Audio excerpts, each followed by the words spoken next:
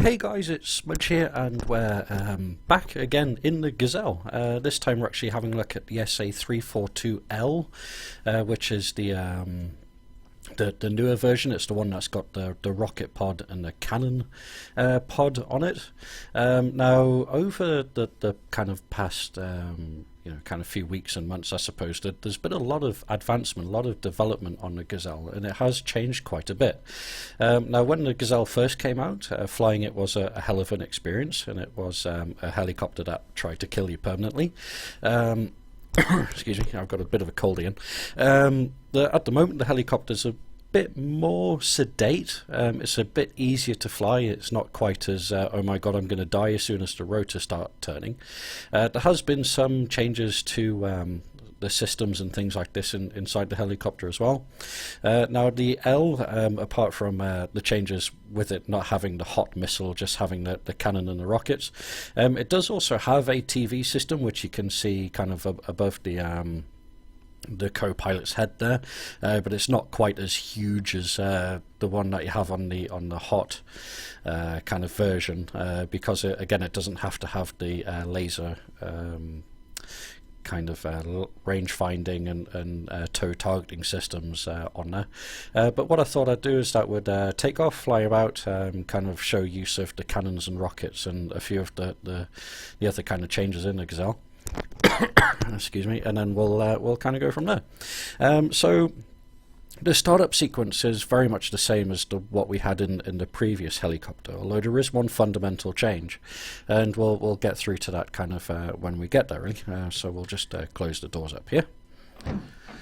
And then, so the startup sequence, we'll run through this just so that it's familiar to anybody that's maybe not watched the previous video and watches this one. So startup sequence is battery, alternator and generator. So we turn all three of those on.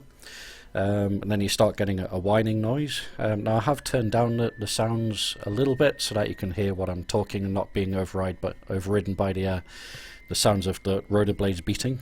Now the next thing that we do is that we turn on the fuel pump.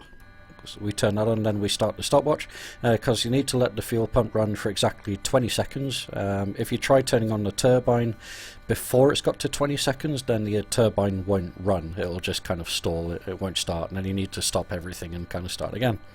Excuse me. So that's coming up to about 20 seconds now, so we'll just move the turbine into start, or M for marsh. Excuse me, I'll probably going to be doing it all the way through the video. If it annoys you, I do apologise. It's not intentional at all. So we'll just reset the stopwatch there. So this is the RPM needle for the turbine. As you can see, that's going up there, and it'll stop at about the 25 mark, about straight up there. So as you can see, the starting light has gone up, and that's the turbine's up to kind of its idle power. So now what we'll do is that we'll release the rotor brake, we'll move that up, and then we'll increase power to the turbine using the throttle handle here. Now there has been a fundamental change to this, and this is kind of what I've just mentioned. If you move the power all the way up to the start, you'll blow the turbine. The amount of torque that's going into the turbine from the rotor blades kind of overstresses it, and then you'll get like a cranking, kind of grinding noise and a lot of whirring, and then all of a sudden the turbine will explode, and then the engine will just lose all power. So what we need to do is move this up to about halfway, just to about there is normally safe, and that should be about just past the 35 mark. Or just before the 30 mark. So what we'll do is that we'll just leave that down, and as you can see, this needle here is the rotor RPM. So as you can see, the rotors are turning, so we'll just wait for that to match up to the turbine RPM so that they're in synchronized, or synchronization, synchronized. Yeah, that's English, it's all words. Right, so we'll just wait for that to catch up with that. Okay, there we go, so that's there. So then what we'll do is that we'll just very slowly increase engine RPM. And as you can see, the RPM is matching the turbine, and then we'll move that all the way up into full power. and then that doesn't over torque the engine and everything's spinning up, and you can start the helicopter without blowing yourself to bits. So now the next things that we'll do is that we'll start the navigational system aligning, because that takes the longest. It's 70 seconds, so we'll just start the stopwatch for that as well, so we know how long we've got left. We'll turn on the gyros to align, and then when those red and white kind of covers disappear, that means that the gyro is aligned. We'll press and hold on the artificial horizon and alignment. I swear to God, I'm forgetting how to speak English, it's crazy. Until that stops wobbling, and then that's steadied up. You press and twist on that lever to center up the artificial horizon. We can go ahead and turn our lights on as desired. Down here we turn on the pitot heat or pitot or whatever you want to call it, the trim switch, and then the magnetic brake switch, which is just down here. And as for switches, that's us pretty much ready to go. You can do things like turning on the radios and tuning in the radios to where you want to be. There's other kind of radio navigational systems and things like this. You can also go ahead and turn on the chaff and flare dispenser, and then select either the left or right or both. Now this really doesn't carry that many flares. I think it's 12 in each pod. Yeah, it's normally best to kind of choose one ejector, wait until it's empty, and then move across to the other one, otherwise you just won't have enough kind of flares to last. A couple of other things I'm actually forgetting there as well is that we'll activate the radar altimeter. Now we can set a minimum safe kind of altitude, and then we'll also go ahead and enable the autopilot and the hold switches for the autopilot there. As you can see, the lights have gone off on the navigation panel, so we can go ahead and move that into active.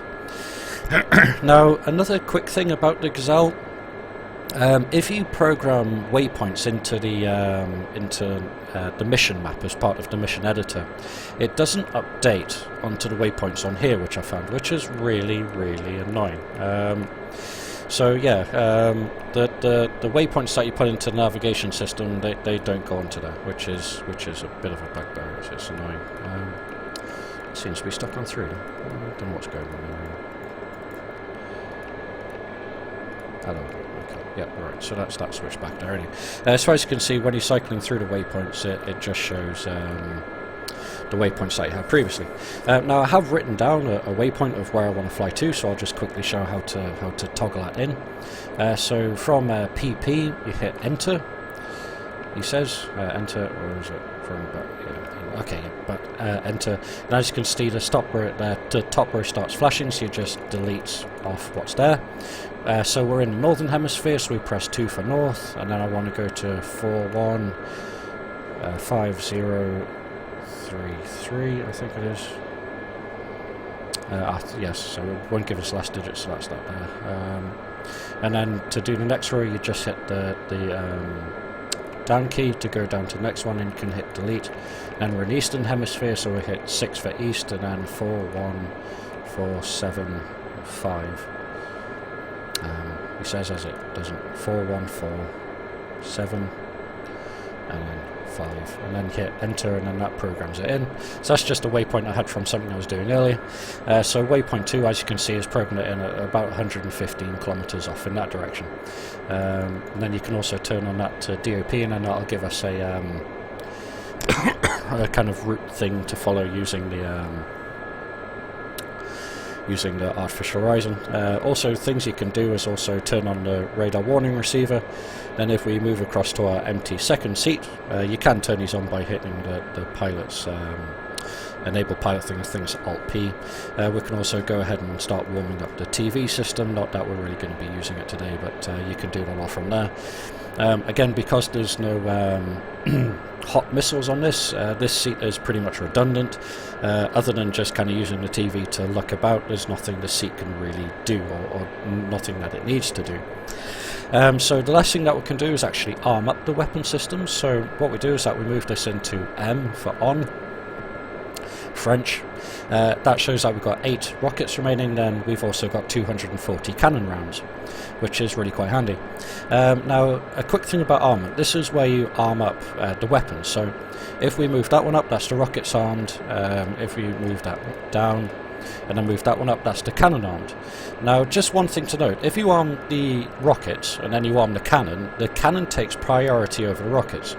So if both are armed, only the cannon will fire. You need to disable the cannon in order for the rockets to fire, so that's just something to be aware of there. The other things here that you've got is ripple and single launch for the rockets, and then you've got a brightness indicator for the weapon ammo counter thing there. But also another thing to note, you can't actually fire the weapons unless you move the targeting reticle down. Now, as you can see, there's nothing there at the moment, but if we actually arm up cannons, I think that should come to life. Oh no, need to turn on the master arm as well there, actually. Yeah, so there we go, so that's on there. So I think we can actually disable that, and then that goes off as well. So when you disable the weapons, you don't get the reticle. So if you don't see a reticle, then just be aware that either your master arm isn't on, which is here, or you haven't armed the switches down here. So just things to kind of note, and then we'll put that away for there. So what we'll do is that we'll just take off, we'll fly around. I've got a little kind of targeting area at the kind of empty airfield, the cross airfield, and then we'll go over there and then see if we can't blow some things up. So again, this is a left-hand torque kind of rotor, so we put in right pedal, and then we start increasing collective. I'll just enable the Dude Me Firkin controls indicator, so you can just see what I'm doing kind of control-wise. So this is us up. Now when you start lifting up with the controls neutralised, you can see kind of how the helicopter wants to go forward and left, so we can just trim back and then trim right slightly. And then the helicopter should kind of start arresting its own sort of movement just through the trims there anyway. But we'll just turn around this way, kind of get off the grass a bit. I know my terrain looks really ugly, but that's because my computer is struggling really badly at the moment to run kind of anything. Every game I'm kind of running at the moment, even things like War Thunder and DCS, it's crashing at random, so I'm very much hoping that this doesn't crash. If it does, then I'll just kind of start crying into my soup, really, and you probably won't see this video because I'll have kind of destroyed my computer. But yeah, as you can see, kind of pulling out here, even putting in stick inputs, the helicopter not trying to kill me, which is an amazing thing, because normally it just kind of pitched down into the ground and you'd be dead. So I'll just increase a bit of collective there, a bit of forward pitch. And then just really kind of watching the rate of descent against the speed that we're doing, and yeah, we're away. We're kind of doing over 200 kilometers an hour, just like that. Really, no stress, no kind of oh my god, we're going to die, and it's quite nice. Then what we can do is just keep the collective where it is, and then just kind of using the trim in order to kind of steady out the helicopter and what it's doing. So I mostly fly with the trims on this, rather than kind of using the stick. I mean, you can use the stick to try turning the helicopter and moving and doing the things that you want to do. It reacts quite nicely now to it. But if you're making fine course adjustments and things like that, there's no problem with you just kind of using the trim to do it, really. One thing I have found as well is that if you do lean into it, like the Mil 8, it won't actually turn. It'll just kind of keep trying to fly the way it's going, but if you put in a little bit of rudder, then it helps the helicopter kind of make the turn complete. So by putting in the rudder, it just kind of cancels out the autopilot holds, I suppose, and then it allows you to make the turns and do the things that you want to do. I know this is probably starting to get a bit jerky and a bit stuttery and a bit horrible. I do apologise about that. There's not much I can do about that with the system that I have.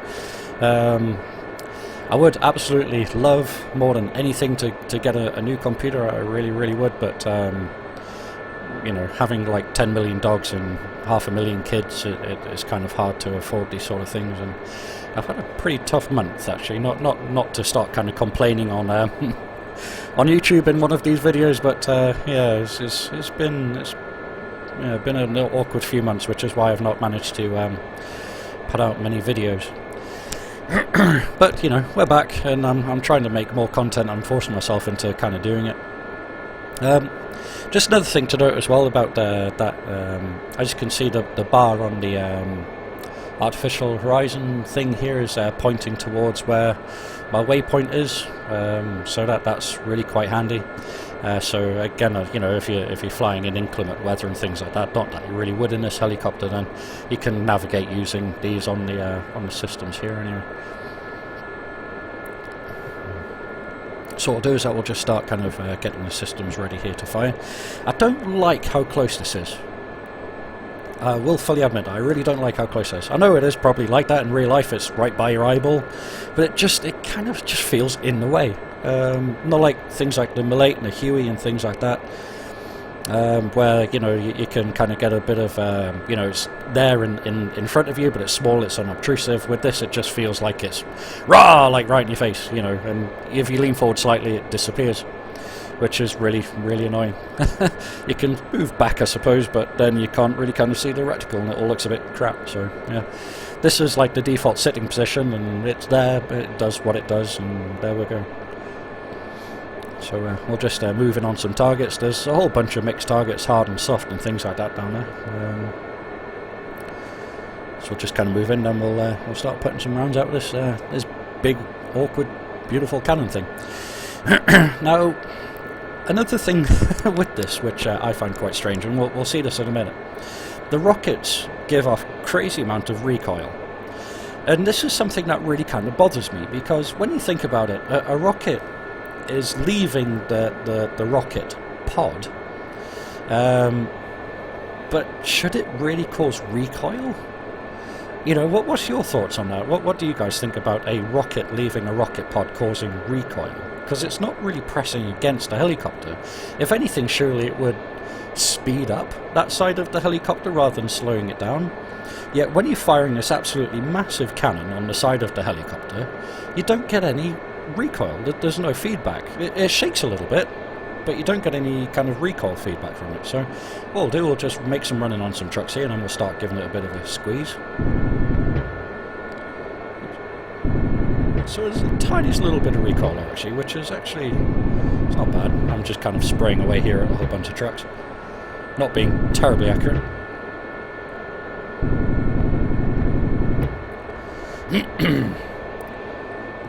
In fact, I don't think we actually killed any of them there. Such is my awesomeness.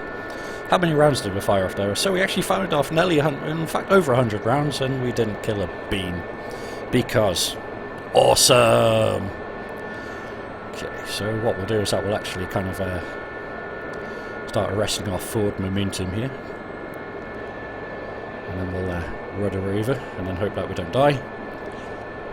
Oops, he says as it all starts going horribly wrong. Yeah. That could have gone better. It could have gone worse as well. It could have crashed and died, but there we go. Come on. Ah, there we go. We got some. Got a few there, actually. Yay. Maybe it's because we're attacking trucks from the back. Maybe they just don't like that. What do we have over here? I think we have tanks over here, don't we? Or is it APCs? APCs.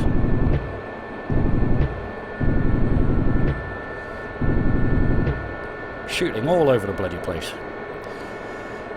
Can anybody tell I'm a little bit out of practice? Maybe just a touch rusty? One thing that I've noticed as well, that when firing, the chain link doesn't move. Notice that chain link doesn't move. Which is kind of funny. I thought that they'd animate that. They animate it on the Huey when you're firing the chain gun on the sides. The belt link actually moves. I'm not sure if you ever noticed that before, but it definitely moves. You see movement in it, which is a really cool effect. But in this, I thought that, well, when they're shooting, they'll be looking forward, not backwards, so we'll just cheapskate it. You know. I'm only kidding. I think they've done an awesome job with this, but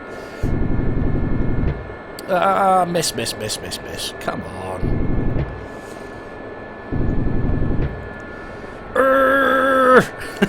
I can't hit a bloody thing. How many rounds have we got left?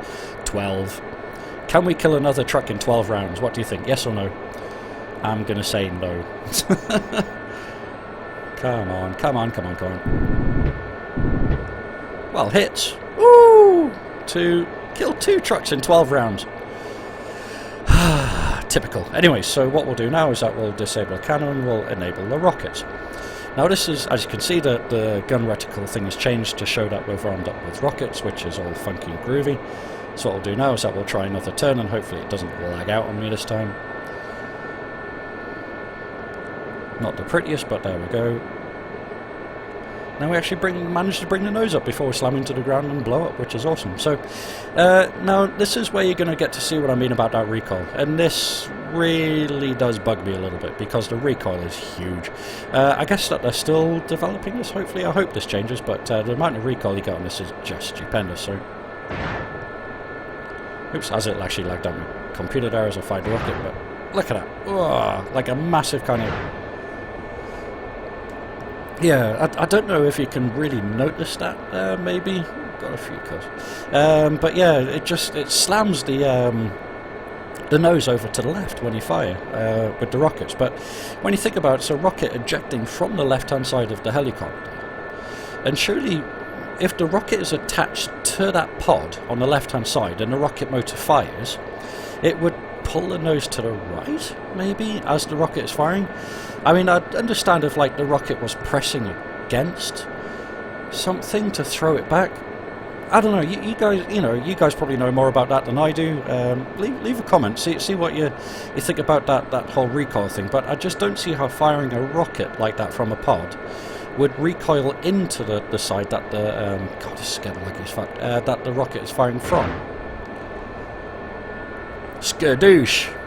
Did I kill something there? I did kill something there. I'm happy with that. How many rockets got left? 4. So that's we've fired half a load.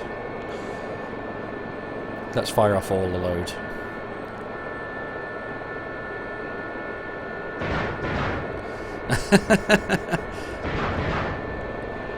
Boosh. So I'll get rid of this thing because it just annoys me.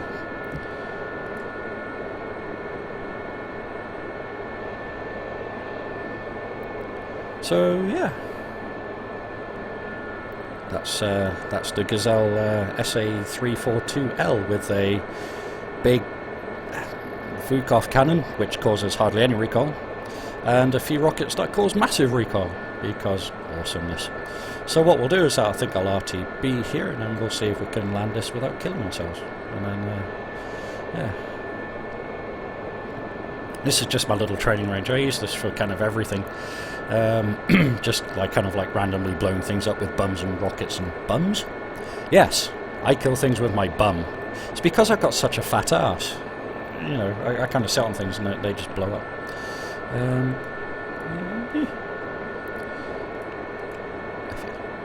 If in doubt, hit Effie. Sorts everything out. So I'll do is I will actually program this back. That should take us back to our home airfield. So home airfield this way.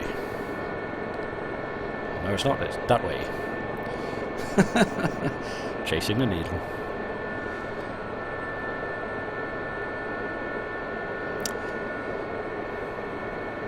It's right about this way. We'll keep going this way. What's the worst that can happen?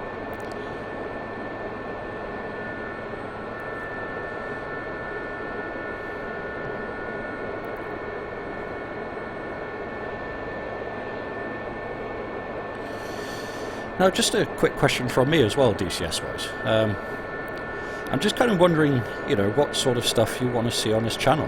Whether it's more DCS, War Thunder, something else. You know, obviously it's been a little while since I've done kind of any videos. A train. That's handy. Oh, you think what I'm thinking. Does, whoops, as he, no, come back, no, that's when you try flying left-handed. It goes wrong. I can't fly left-handed. There was someone, what was it on Facebook, posted the other day. He was watching my old Huey video when I went and landed on a train. I'm just trying to find the post now while I'm trying to follow this train. What was his name? I'll find out in a second. You know how to say prior preparation prevents piss-poor performance? I really should have kind of pre-planned this. I'm just doing this kind of off a whim. You know, I've been at work all day and kind of tired, and I was like, well, I fancy doing some DCS, and it's been about 10 years since I've done anything for the Tube of You, so why not just go on and make a video and fly about and have some fun in a Gazelle, because the Gazelle's fun to fly. There'll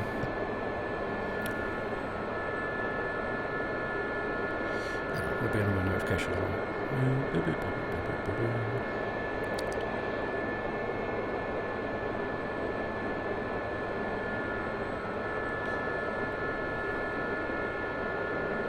Ah, there it is. Yeah, John, if I'm pronouncing that wrong, I apologise. Asland commented about one of my videos on the Digital Combat Simulator Facebook page. I just want to say a big thanks for the mention, man. Honestly, it's means a lot when like in things like Facebook and the forums and things like that, and people are talking about something I did, like a video, and yeah, man, it really kind of really means something, and I just want to say thanks for that. But yeah, I feel your pain with trying to land on a train, and I have to admit, actually last night I came on the Gazelle and I thought I'm going to try and land on a train and see what I can do, and I took off from Krasnodar,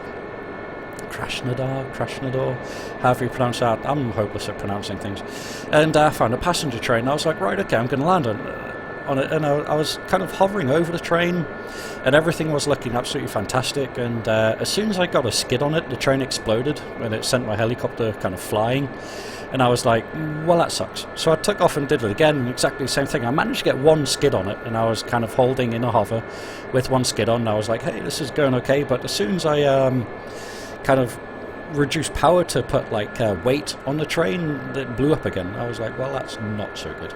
So what I'm going to do is just see if I can land on one of these here, and if I die, I die, and you know, if I don't, then I am the greatest pilot in the history of DCS.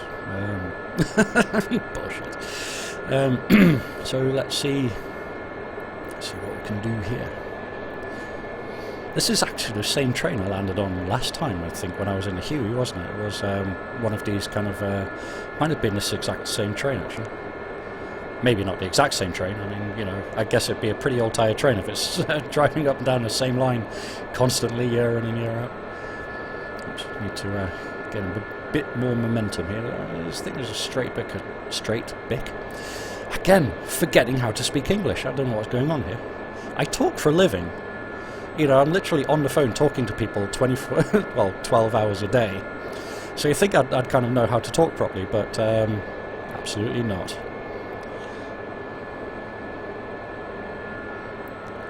Just trying to get speed matched here. This is oops, jerky.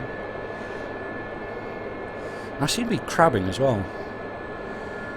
But then again, being Royal Air Force in the past, in days gone by, we were called Crab Airways, weren't we? No, something's gone wrong there. No. I'm alive! The helicopter's not, but I am.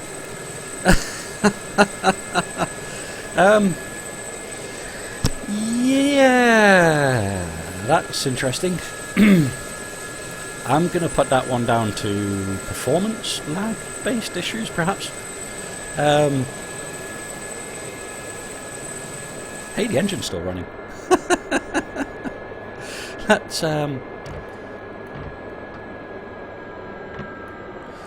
stop the engine.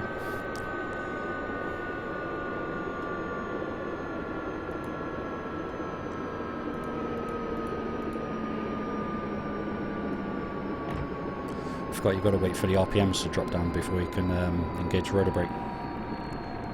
It's RPMs there. Okay, that looks good there. Come on, you can do it. It's there, isn't it? Rotor RPMs below 20. There. So we'll engage the brake. I wonder if I open the door if it'll kill us. Let's have a look. Nope, because the door can go through the train. The door can go through the terrain or through the train. I guess now it's going through both. That's handy.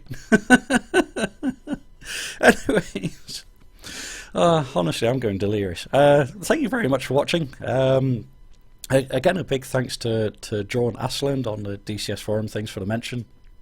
I appreciate it, really do. And thanks everybody for watching and supporting the channel, and to all of the new subscribers as well. I mean, it's kind of been weird. It's just been crazy kind of few months, and I've been watching kind of like my YouTube channel kind of statistics. Maybe I just check on it now and then, and it's crazy, man. It's like I've not done a video in a few weeks. nearly a month in fact, and I've still gained like several hundred subscribers, and it's like I'm just baffled, absolutely baffled. But I love you guys, I really do, and you give me purpose. So yeah, what are you looking at? I just want to say thank you very much. I hope that you enjoyed this. Something a bit different, maybe. I don't know. But we'll definitely try and kind of do some more DCS stuff moving forward. And yeah, thanks for your time. I'll see you guys next time. Again, English. It's escaping me.